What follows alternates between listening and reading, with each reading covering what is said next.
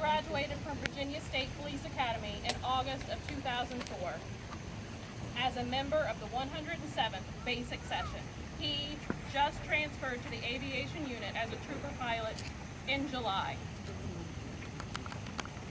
Bates is survived by his wife, a son, and a daughter. I would like to ask right now that we hold a moment of silence in honor of the victims. My name's Barbara Garnett, and I'm the organizer for the Women's March in Huntington, West Virginia, what we call the Huntington Huddle. We're a very small group, but we have very big hearts, and we are here today to express not just our condolences for the family of the victims, but also to raise our voices in solidarity as one in favor and in respect for unity and solidarity. We do not believe that anyone should die for what they believe in, especially when it's peace. If you believe in peace and you believe in love, then you deserve to live. So with that, I would just want to quote real quickly Heather's last post on Facebook before she passed away. It reads, "If you're not outraged, you're not paying attention." So I would just like to ask all of us to start paying attention. Now is the time to pay attention. Regardless of your politics, please pay attention. There is hatred out there. There are people who want to harm other people in this country. That's not acceptable, and in my opinion, that's not American. So thank you all so much for coming out tonight. We really, really appreciate you, and your voices are being heard simultaneously throughout West Virginia and across the country. This evening, vigils are being held. So we're very, very happy to see Huntington so well represented. Thank you so much. Thank you for being here. We have a tradition at Central Christian Church where I'm the pastor, and when we pass the peace of Christ, what we do is something very special and unique. It is something that is so simple yet so powerful, and I'm going to ask you to do this today. What we do when we pass the peace is we go to our neighbors and we say 3 words. We say, "You are loved." And that's what I'm going to ask each of you to do before we have our prayer today. Just take a moment to your neighbor and those people around you. Say, "You are loved." You are loved. That's good to hear. You are loved. You are loved. It's so great to be people where people feel that way.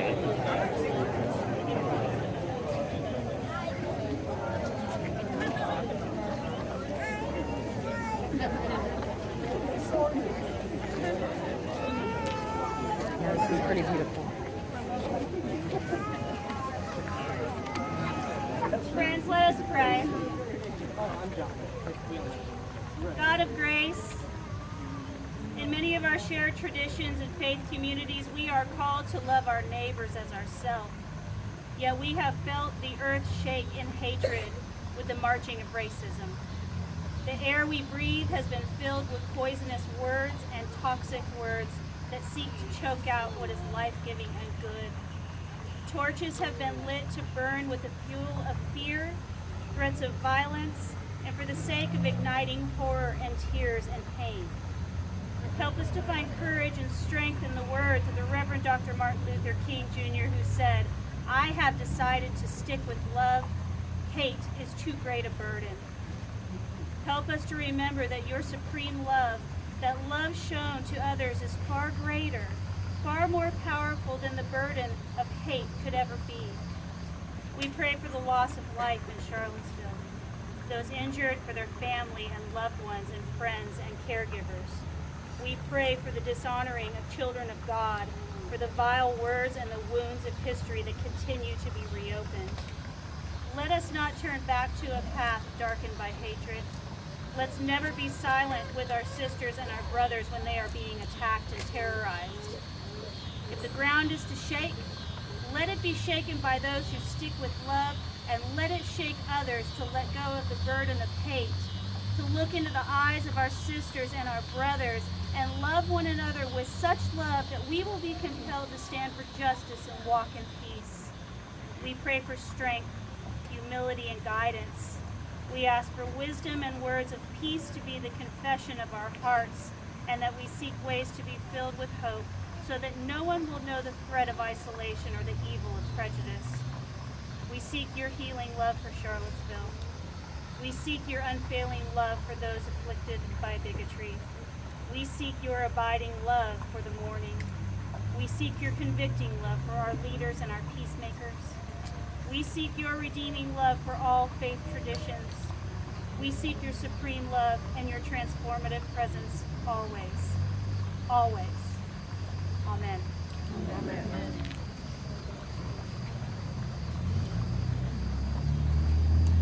Good evening. My name is Mitzi Sinnott. I am born here in Huntington, West Virginia. I am a product of a mixed race marriage. So sometimes I think these issues that are particular to race are very specific to me as well. It seems insane what happened a few days ago.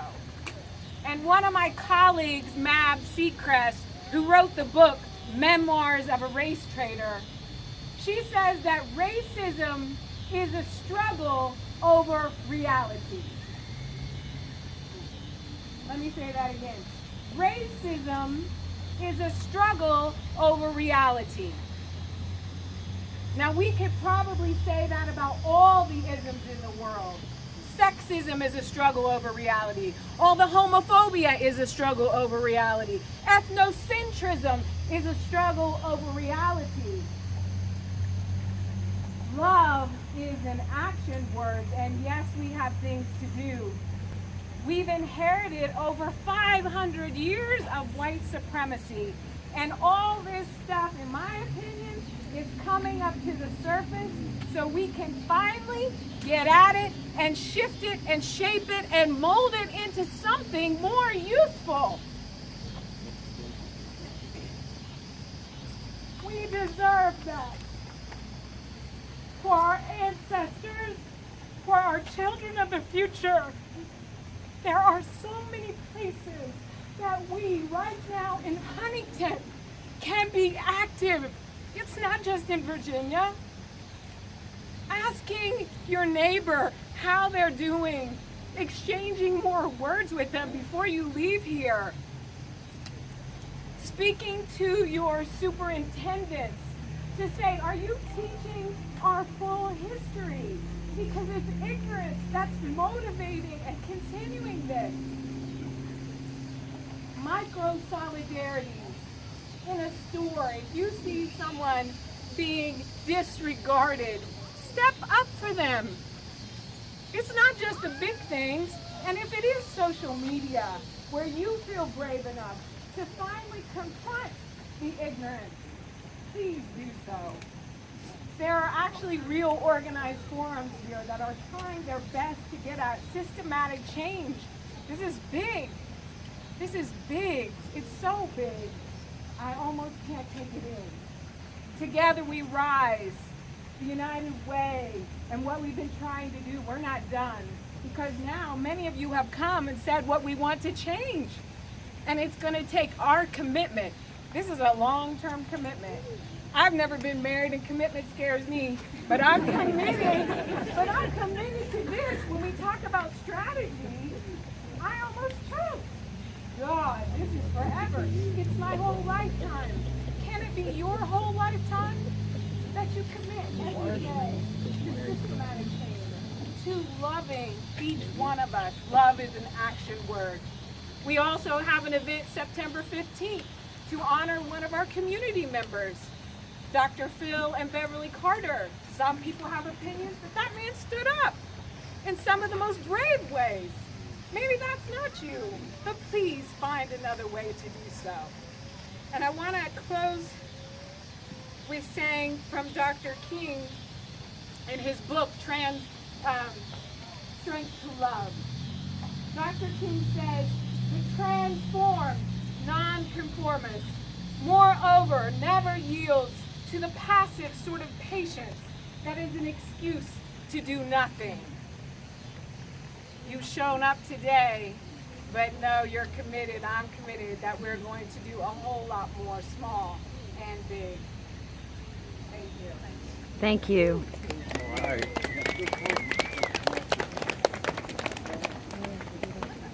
Good evening, everyone. My name is Sean Hornbuckle.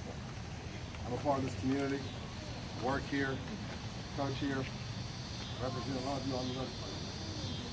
First and foremost, I want to send our condolences to Charlottesville, our thoughts and our prayers. And however you wish to send yours, whether it's thoughts, whether it's prayers, condolences, letters, tweets, resources, however you choose to support them, I encourage you to do so. What's happened has been an attack on all of us. It was concentrated against anti-Semitic, anti-black views, which were horrible, disgusting, but it's against all of us. A terrorist attack like that is the worst form of treason ever. It's against what we believe in, what we stand for, and how we were built. But for us to really, really accelerate the healing, the learning, bridging the gap, the divide, we have to acknowledge, as Mitzi said, our history. Don't be afraid of it. So many times, because even when we do love each other, it hurts to know that even some of our presidents were slave owners. It hurts to talk about that. And when we don't share those things with us, our children, we get lost. We don't know where to go. I was talking with a classmate earlier here, old classmate from high school. She was talking about, she's been to Charlottesville. It's so nice and pretty, aesthetically pleasing. And that's the thing. Sometimes we say hide.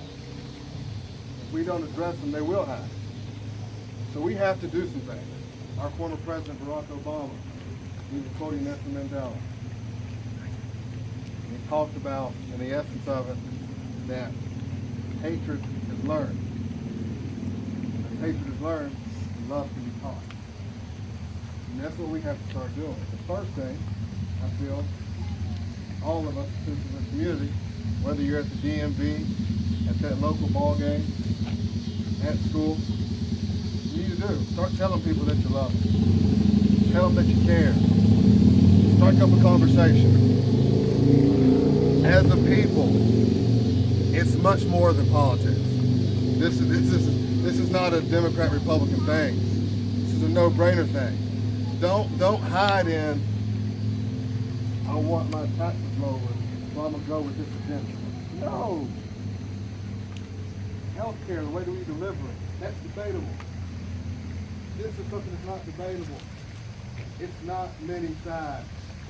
It's one side. It's us against them. That's what that is.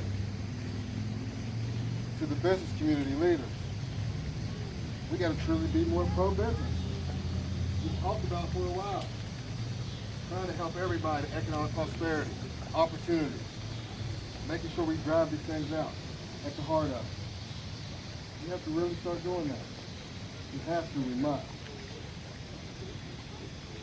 Elected officials have to have some intestinal fortitude. You can't be always worried about the next election. Stop worrying about, oh, if I say this, it might make some of my donors mad. Or some of my supporters mad. Again, this is not about guns. It's not about health care. These are not debatable items. This stuff is wrong. Punch it in the mouth. It's domestic terrorism. KKK. Neo-Nazis. Alt-right. Don't sugarcoat it. Stop doing that. Stop doing that. When you're at work with someone, if I'm at that, that cooler, and I'm telling you how I feel, don't just turn a blind eye to that. There's probably something to that. There's probably years of pain, strife. You need you to listen. You need to all walk together. And the good thing is, I believe in this community, And if we do that, regardless of what nationality you are, regardless of what church you go to, maybe we need to start going to different churches more, having more, integration. I'll go over to this Baptist church, that one, and we'll take our congregation to Shiloh, wherever it might be. But let's come together, all of us, because we can do it, and it's the only way our future's going to be better for our children. Thank you all. Thank you.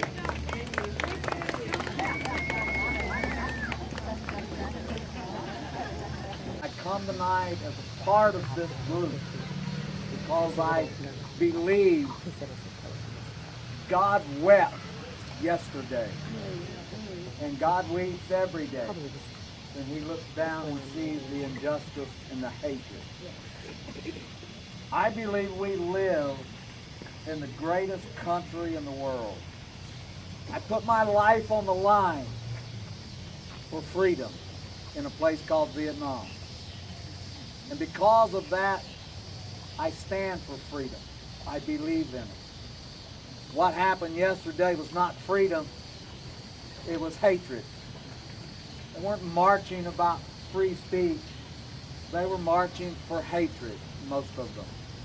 And that's wrong. What we must do is stand up. The church, God's anointed church, must rise up and say, we will not tolerate it anymore. We will find a way to stop it. We will be the people that God calls us to be. All right. That's the people that says the gospel of Jesus Christ is about love. But to do that, we've got to fight. Oh, I don't mean with sticks and bottles and cars. See, when I was in Vietnam, the Marine Corps said, you don't fight because you hate what's in front of you. You fight because you love what's behind you.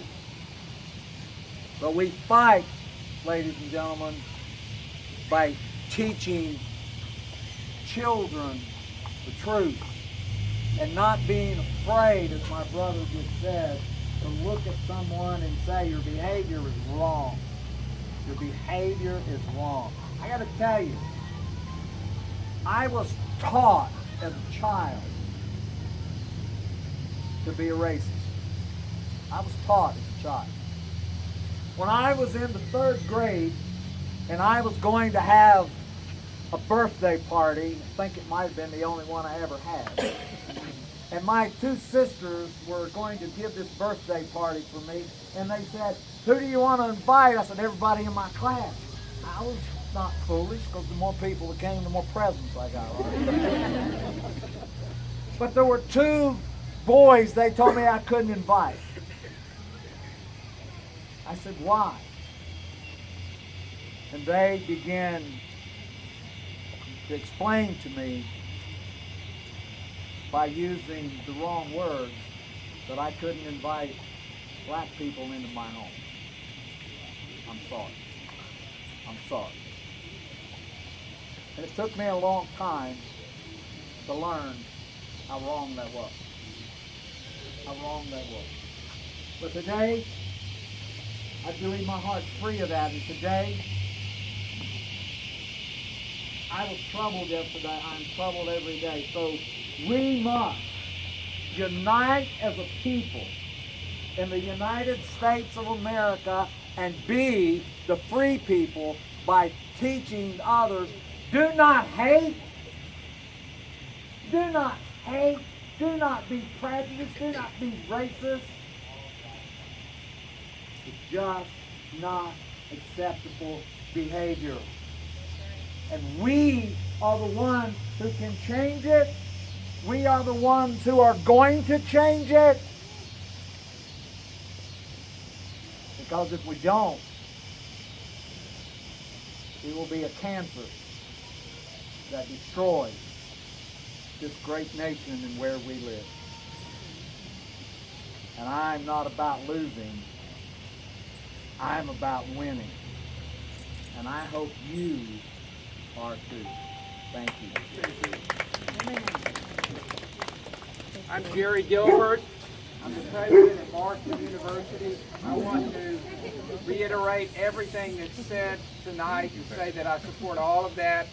That we at Marshall, we're going to teach our students what is right.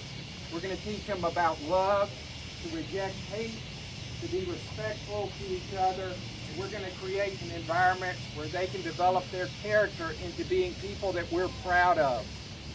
One of my favorite quotes is from Martin Luther King, who says, "Darkness cannot drive out darkness. Only light can do that. Hate cannot drive out hate. Only love can do that. Love is the answer."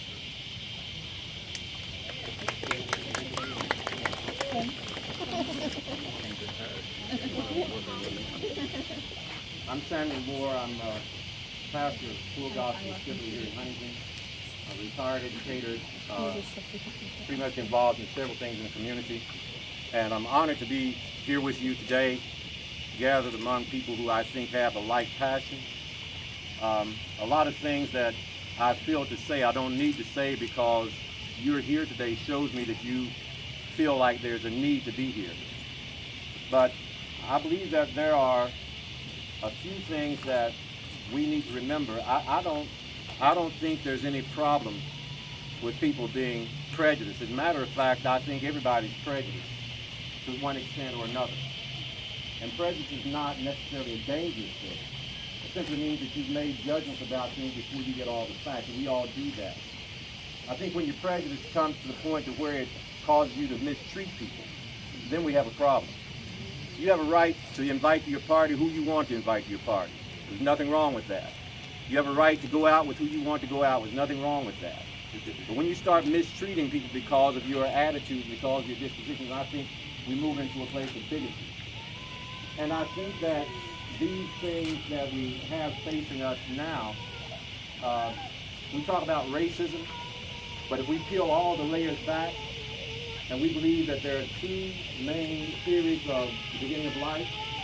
One is the Big Bang Theory, the other is the creationist theory. Both are theories. By definition, a theory is something that is believed and has not been disproven. It hasn't been proven, but it's something that has not been disproven. And we believe it.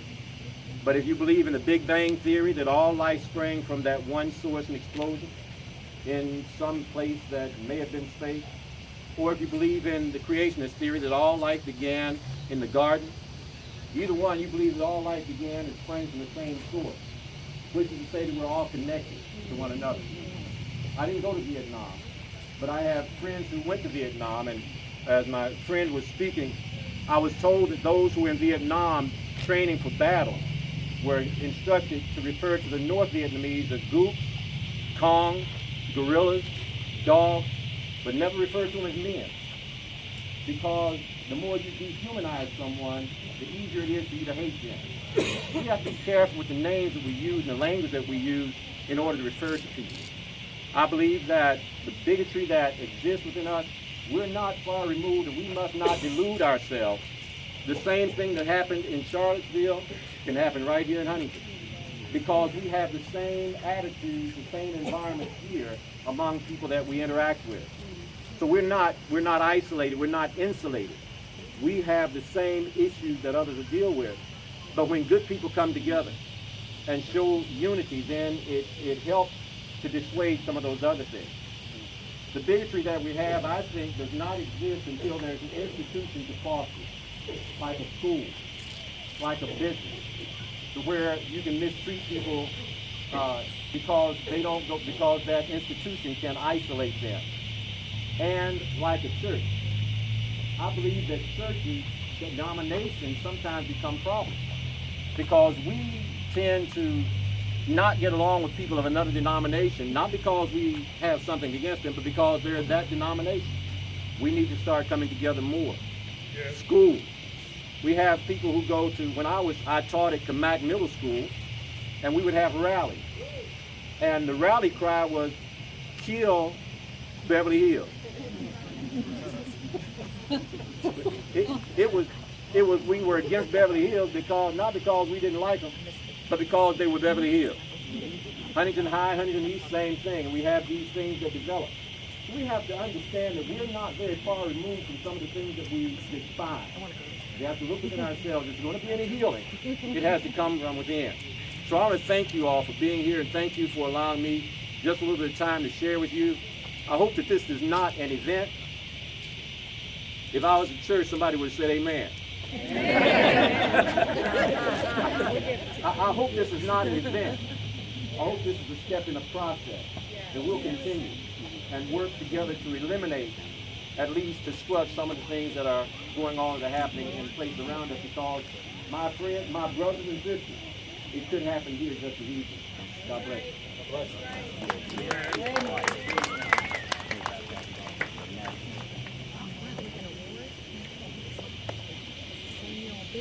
Good evening. My name is Joyce Clark, and I am a representative on Huntington City Council. And I would just like to briefly state how very proud I am of Huntington, West Virginia, how very proud I am of all of you for showing up tonight and showing America what it means to be America's best community. This is just an example of why Huntington is America's best community. We love each other in Huntington, West Virginia. We share so much in common with Charlottesville. We have a wonderful university here. We have a bustling downtown. We have revitalization going on.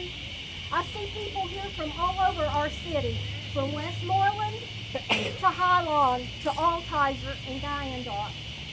And people from outside the city. Welcome. Welcome to Huntington. Let us always extend that welcome. And let people in Charlottesville know that our hearts are with you tonight. Huntington, West Virginia sends our love and our gratitude to you for all you have done and your sacrifices you have sacrificed with these 3 lives that have been taken in vain. And let us always remember, we are one. We are one people. And let us always love each other.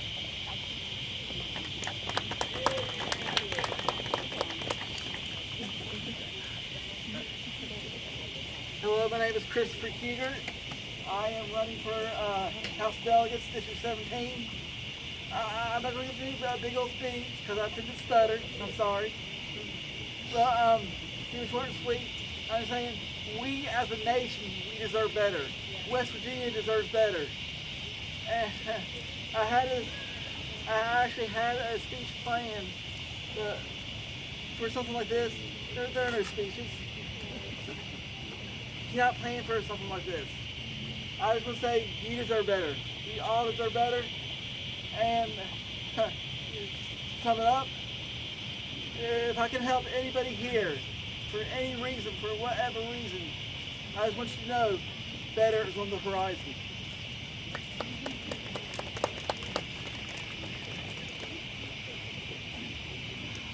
Hi. I'm Jeanette Rousey. I really have no words today, but I do have just a memory of a song from the Civil Rights era that feels appropriate. We shall overcome. Second verse is we'll walk hand in hand. Third verse is we will all be free. So if you'll join me, I think that would be mighty appropriate today. We shall overcome. We shall overcome. We shall overcome someday.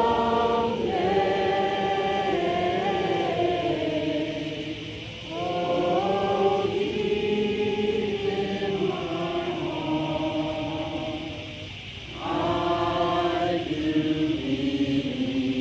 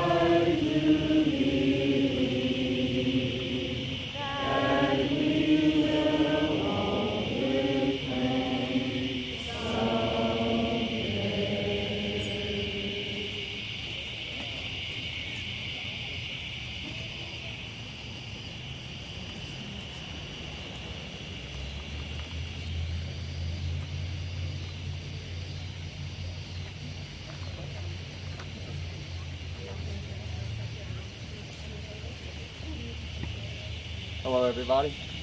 My name is Andrew Harness. I am a heterosexual, cisgendered, white, middle-class man in Donald Trump's America. That's not a bad place to be. And I didn't realize just how good of a place it is until a couple of years ago. I turned a blind eye to a lot of things growing up. A lot of things that I'm still having to come to terms with.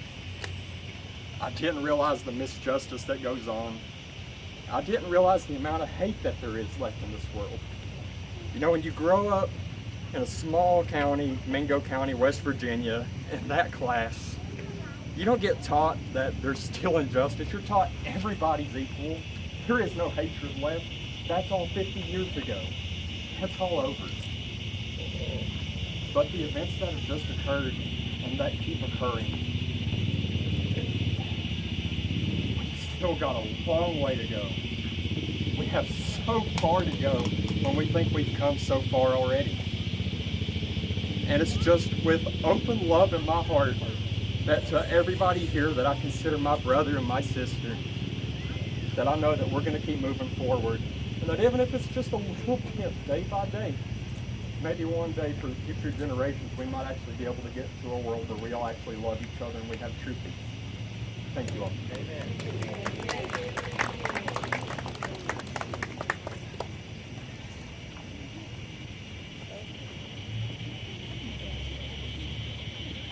My name is Megan Sexton. I'm a graduate of Marshall. And while I was at work yesterday while this was happening, and I could not believe that in 2017 that we would have a Nazi march. And then to find out that there were lives lost because of that. And then I come here today and I see everyone standing here in memory of that. And it might show my age, but that's okay. There's one quote that stood out to me for all the years. And it's from Harry Potter. Dumbledore said, "Happiness can be found even in the darkest of times if one only remembers to turn on the light." And when we look around the circle and we see all these candles lit, we need to know that we are the ones that are turning on the light for others. Thank you.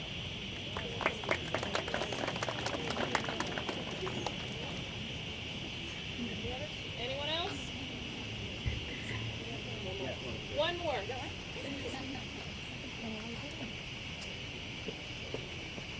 Hi, I'm Mary. I'm a current Marshall student. I apologize. Public speaking is not really my forte. I get a little nervous, but You go, girl. But I saw a tweet from earlier today from someone named Eric Garland, who said that we must push back on the South because of the racism present there, and that it's nowhere else in the country. You don't see Confederate flags in New Hampshire. There is no region in the world that has the exclusivity to racism, to prejudice, to wealth inequality. It is a presence everywhere, and it must be fought everywhere. It can't just be one area of the world, one area of a country, to fight back on what happened in one area of the country. Racism is beyond a white person versus a black person, or a Native American person and a white person, or an Asian person and a white person. There is all sorts of prejudice, and it's something that can only be fought together, and it's not going to stop until we unite together, until we unite here as one in solidarity, and nothing good can happen if we don't fight together. Thank you.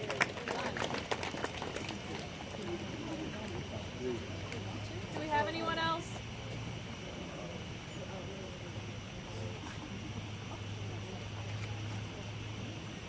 Okay. Is there anybody else who'd like to say a few words before we close it out? Okay. One more.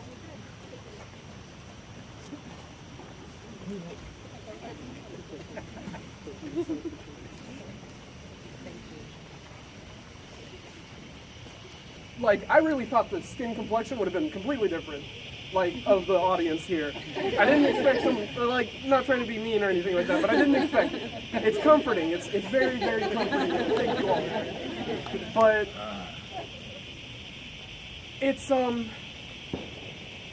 just nice. It's really nice seeing you all here. This was a last, like, just a spur of the moment kind of spontaneous event that I just came to, because, like I said before, I don't get out. I just stay in my room. I hide. But this makes me feel a lot better, and I really do appreciate it. I love you. We love you.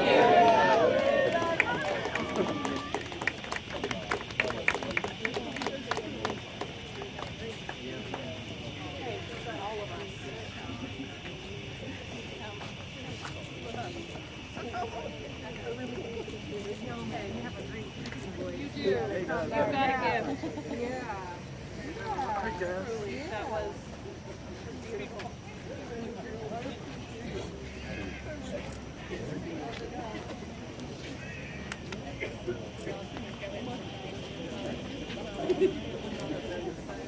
I think if nobody has anything else, we could probably just conclude our speaking here. I think this is an amazing turnout, and you all made this happen. Thank you for being here. We needed this. Yes. Thank you. So please take your time, spend some time with your neighbor, and get to know each other, like Sean said. If we could all just raise our candles, and those who still have them, one more time. I think in memory and in honor of those who were lost yesterday, and all of those who continue to fight for freedom and for equality and for fairness and understanding, regardless of skin color, persuasion, sexual persuasion, national origin, or anything. Please keep in mind, this is just the start. I really liked that part, whoever said that. This is just the start. We've got a lot of work to do. So feel free to reach out to me or any of the Women's March people and help us, please. Thank you so much. Thank you. Together we rise!